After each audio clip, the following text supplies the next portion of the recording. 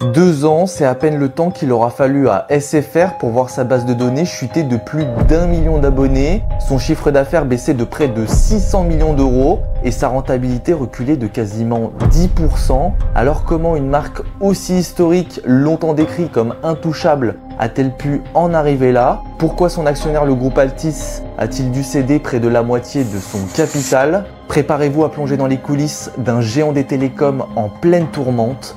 Bienvenue dans la descente aux enfers de SFR. Tout commence au milieu des années 2010, en 2014 pour être vraiment précis. Vivendi, alors maison mère de SFR, souhaite changer de stratégie et veut se recentrer sur les médias. Pour ça, elle va prendre une décision extrêmement radicale, vendre sa filiale SFR. 2 offres vont alors s'affronter. D'un côté, Bouygues Telecom qui pose 15 milliards d'euros sur la table et qui promet de céder son réseau à Free pour calmer les autorités de la concurrence. De l'autre, Numéricable, piloté par un certain Patrick Drahi et qui propose 13,5 milliards d'euros en cash, 20% du futur ensemble pour Vivendi et un bonus potentiel de 750 millions d'euros si la génération de cash dépasse les 2 milliards. Ce qui devait alors rester une simple transaction privée va vite se transformer en une affaire d'État. Le dossier devient une sorte de bombe politique. Le ministère de l'économie, Arnaud Montebourg, s'en mêle publiquement. Il soutient Bouygues et défend l'idée d'un marché plus solide avec 3 opérateurs. Il impose tout de même 2 conditions, 0 licenciement et aucune délocalisation des centres d'appel. Cela pose un certain nombre de problèmes. D'abord parce que Numéricable est une petite entreprise par rapport à ce qu'est SFR. C'est une entreprise de 5 milliards qui s'endette à hauteur de 10 milliards pour acheter plus gros que lui. Malgré ce soutien, Vivendi choisit finalement Drahi et le 14 mars 2014, Numéricable prend SFR. Alors, pourquoi ce choix? Eh bien, selon Jean-René Fourtou, président du conseil de surveillance de Vivendi, l'offre de Bouygues, malgré un prix bien plus élevé, était beaucoup trop risquée. En effet, un mariage Bouygues-SFR aurait d'abord donné naissance à un mastodonte détenant 47% du marché mobile, et ensuite, entre 4000 et 6000 doublons d'emplois auraient été promis à disparaître, alors que Numéricable, au contraire, arrivait avec une activité parfaitement complémentaire. Son réseau câblé d'un côté, la base mobile de SFR de l'autre, les équipes pouvaient se renforcer mutuellement, avec l'opportunité de fusionner le fixe et le mobile, tout en accélérant sur le très haut débit. Et le 5 avril 2014, Vivendi officialise finalement la vente. Patrick Drahi monte l'opération grâce à une dette colossale en utilisant la mécanique du LBO. En clair, ce sont les propres flux de trésorerie de SFR qui serviront ensuite à rembourser cette dette, et d'un simple câble opérateur, il se retrouve à la tête du 2e opérateur télécom français. Dès son arrivée, Patrick Drahi promet plus d'1 milliard d'euros d'économies par an. Son plan, basculer les clients de SFR sur le réseau câblé de Numéricable, mutualiser les systèmes informatiques, réduire les dépenses marketing. Nous allons créer ici un champion national, un champion européen, en associant 2 entreprises magnifiques au parcours différents mais très complémentaires, avec des ressources humaines de très haute qualité pour permettre de déployer les meilleurs services dans un climat, j'espère, le plus concurrentiel possible sur le marché français. Mais Drahi ne s'arrête pas là. Très vite, il comprend que le jeu de ses premières économies ne suffira pas pour absorber cette dette. Il accélère de nouveau et passe à une logique de coupe radicale. Fermeture de boutiques, externalisation des centres d'appel au Maghreb et à Madagascar. Alors les effets se font vite ressentir, délai interminable au service client, réseau saturé, qualité en chute libre. En 2015, SFR ne couvre que 39% de la population en 4G, quand Orange et Bouygues dépassent déjà les 70%. Et comme si tout ça ne suffisait pas, depuis 2012, Free a dynamité le marché avec ses offres low cost suivies par Bouygues et sa marque BNU.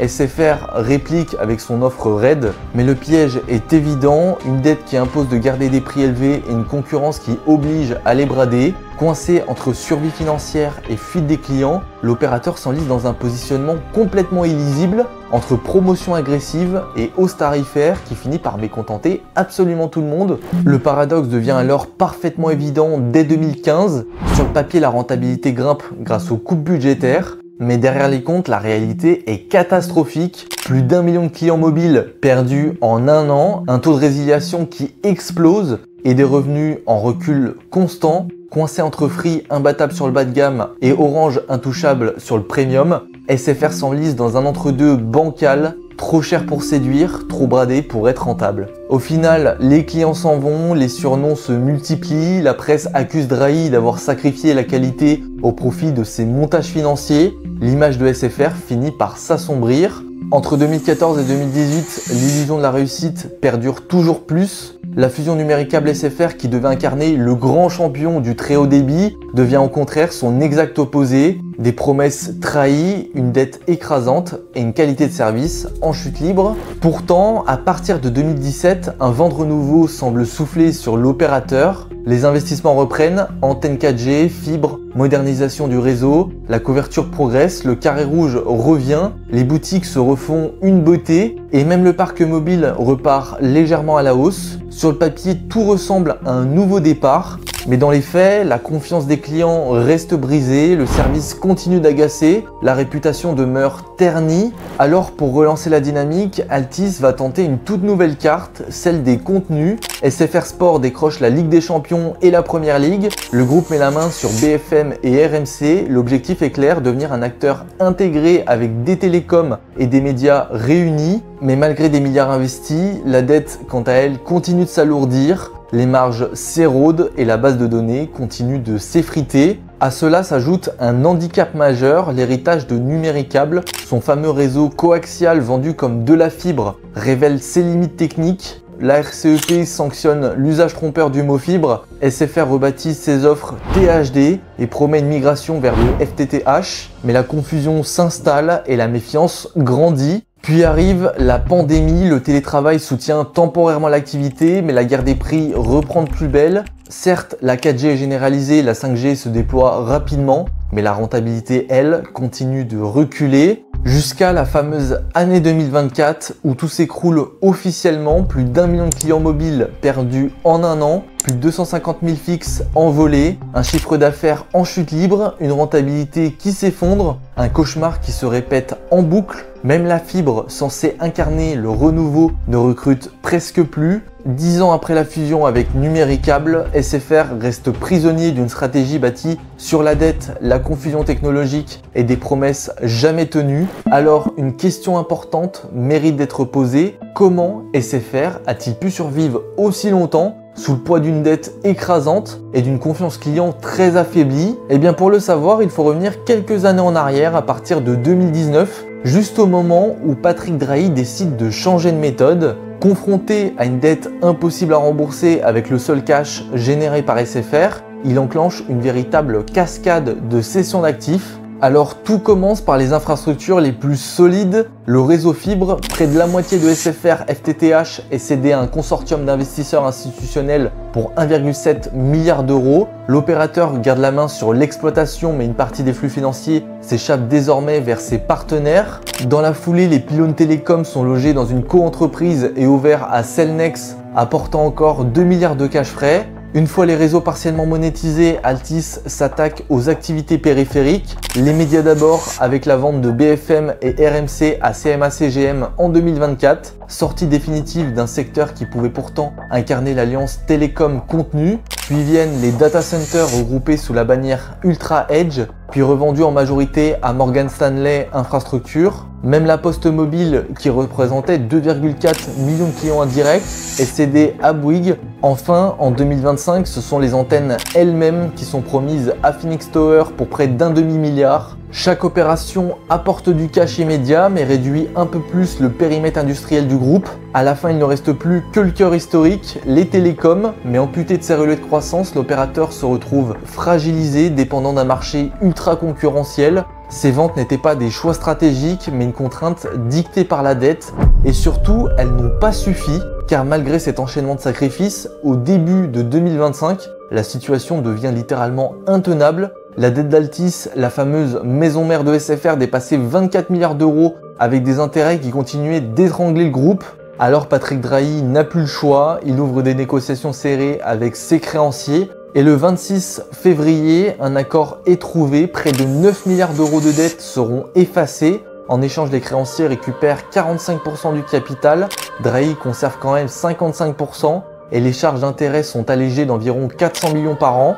La maturité de la dette est allongée, mais le contrôle du groupe lui échappe en partie. Pour mettre en œuvre ce plan, Altice recourt à la procédure de sauvegarde accélérée. Le tribunal gèle temporairement les paiements, valide l'accord et protège même les actifs aux États-Unis. En revanche, sur le terrain social, l'inquiétude monte à toute vitesse. Les syndicats redoutent un démantèlement des parts de marché redistribuées entre Bouygues, Iliad et Orange.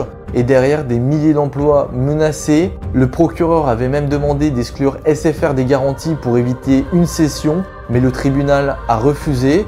De son côté, Bercy promet seulement de surveiller la situation. Concrètement, cette restructuration permet d'éviter la faillite immédiate et d'offrir un peu d'air frais, mais elle a quand même un coût élevé. En pleine tempête financière, SFR subit un nouveau coup dur. Le 16 juin 2025, une mise à jour défaillante fait tomber une centaine de routeurs B2B. 60% des opérateurs d'entreprises raccordés au fixe sont coupés et près de 20 000 clients professionnels privés de connexion. Pire encore, la panne touche aussi les interconnexions fixes mobiles, appels bloqués, SMS impossibles, Internet saturé, des millions d'utilisateurs basculent dans le noir numérique. Pourtant, ce blackout n'est pas qu'un simple bug technique, c'est le révélateur d'une vérité bien plus inquiétante. Derrière cette panne se cache la fragilité d'un réseau miné par des années de sous-investissement. Certes, l'accord de 2025 a effacé 9 milliards de dettes et allégé 400 millions d'intérêts par an, mais avec un coût de financement de 7 à 9%, la capacité d'investir reste sévèrement limitée. Aux yeux du grand public, la robustesse de SFR n'est désormais plus celle d'auparavant. Malgré les tempêtes, un léger frémissement apparaît début 2025. Pour la première fois depuis un an, SFR regagne des abonnés après 4 trimestres de pertes. C'est une première respiration pour le groupe. Sauf que derrière, les revenus continuent de chuter, la rentabilité s'effrite et les investissements sont réduits au minimum. La dette, elle, reste encore très lourde à porter. Au terme de cette enquête, une évidence s'impose. SFR n'est pas seulement l'histoire d'un opérateur mal géré, c'est le révélateur d'un modèle à bout de souffle. D'un côté, il y a les atouts, un réseau modernisé, plus de 40 millions de foyers fibrés, une 4G et une 5G comparables à Orange et une dette allégée de 9 milliards grâce à la restructuration. Mais de l'autre, la réalité est plutôt brutale. 2 millions de clients perdus en 2 ans, une panne nationale qui a exposé la fragilité du réseau et une maison mère surendettée contrainte de céder 45% de son capital.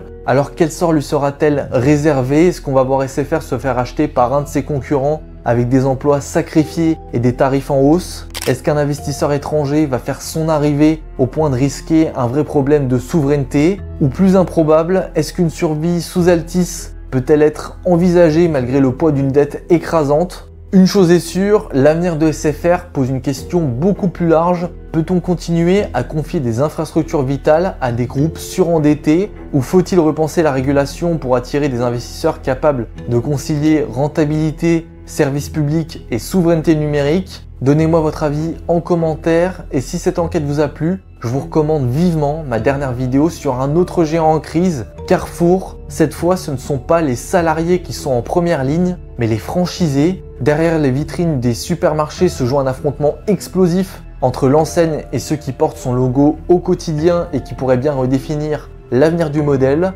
Quant aux autres, on se dit à très vite. C'était Corentin. Allez, ciao!